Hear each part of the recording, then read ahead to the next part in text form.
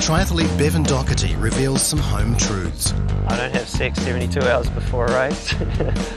We also find out about the fastest racket sport in the world, badminton. The strongest girl in the world with the lady doubles Chinese hit at about 280 kilometres an hour. It's faster than Andy Roddick in tennis.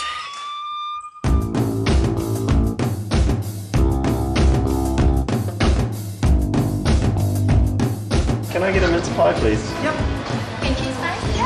My favourite food. The first thing Bevan Doherty does after every training session is eat a good old kiwi pie. It is really good. You guys must be hungry, eh?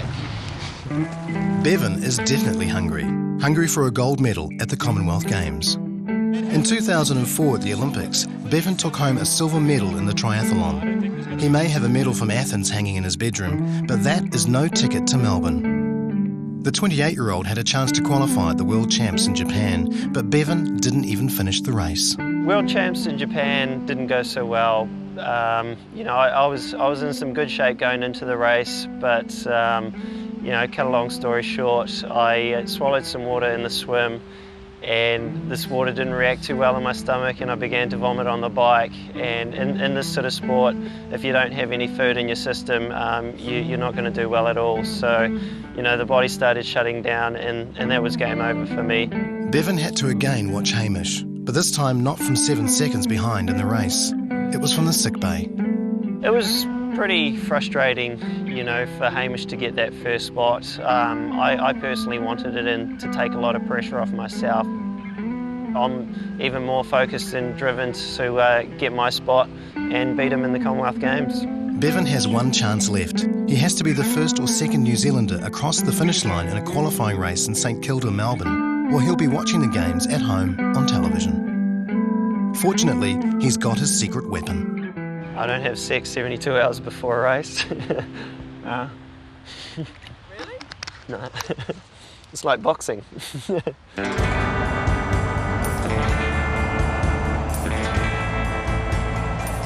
For me, a long run can vary between an hour and a half to 2 hours, and yeah, I'm not too sure what sort of distance I get up to, but there's a lot of mountain bikers out there, and I don't think any of the mountain bikers can actually keep up with me. I personally think that I am a little bit lazy. People think that, I train super hard, but compared to some other athletes like my sister, she's very focused and does a lot of work, and I'm probably a little bit lazier than her. I personally don't think I'm the world's most talented athlete. There are a lot more talented athletes out there that I can beat simply because, they don't have the right drive and focus. So, I quit university way back when I was 20 and said, I want to be the best triathlete I could be, and I've just dedicated my life to that. Yeah, I'm not too sure what my sponsors are thinking, but the guy on the side of my car is way musclier than me. I personally think they should have drawn stick figures, but oh well. Now for 2 hours of pain. All top athletes have limited space for life outside their sport, but even sports people can get cramped living and doing only one thing. After the Olympics, I did a bit of soul searching. I thought that winning an Olympic medal, was just going to be the best thing in the world, and it would make me the happiest person in the world. And I learned very quickly that that wasn't the case, that there's a lot more to life than actually winning a medal. I'm dating an American girl, and I actually met her at Miami Airport, and I do a lot of travelling and got to pass the time at airports, so and sat down next to her and started chatting, and it's just grown from there, so yeah. Hey, welcome to my humble home. This is my pride and joy. After each good race, I buy myself a little present just to celebrate, and so after the Olympics, I thought I'd buy myself a boat. I'll take you up to my favourite part of the house. Actually, the first thing I brought was the plasma television because I love watching TV as well.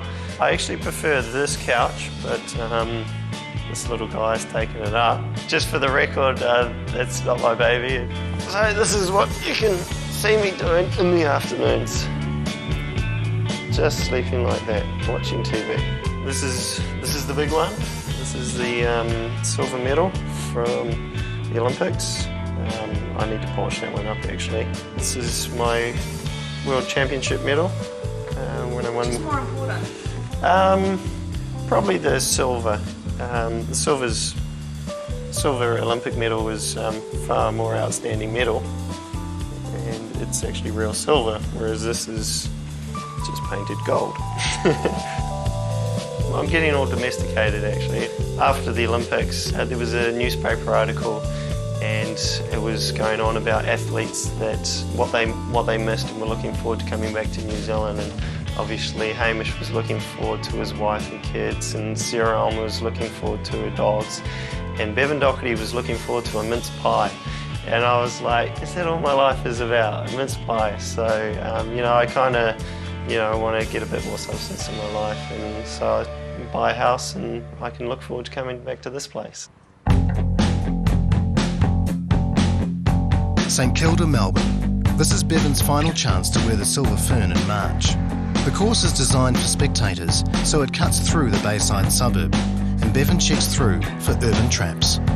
This is just the lap here, this is it. There's a few tricky little things. There's like heaps of potholes around that I sort of look out for and just take mental notes on that. There's some tram lines around. The last thing you want to do is catch your front wheel in a tram line because you just come off straight away. The day before a race, you're like, why do I do this? It's not fun. But as soon as you finish your race and you've had a good race, it's pretty magical. It's such a good feeling.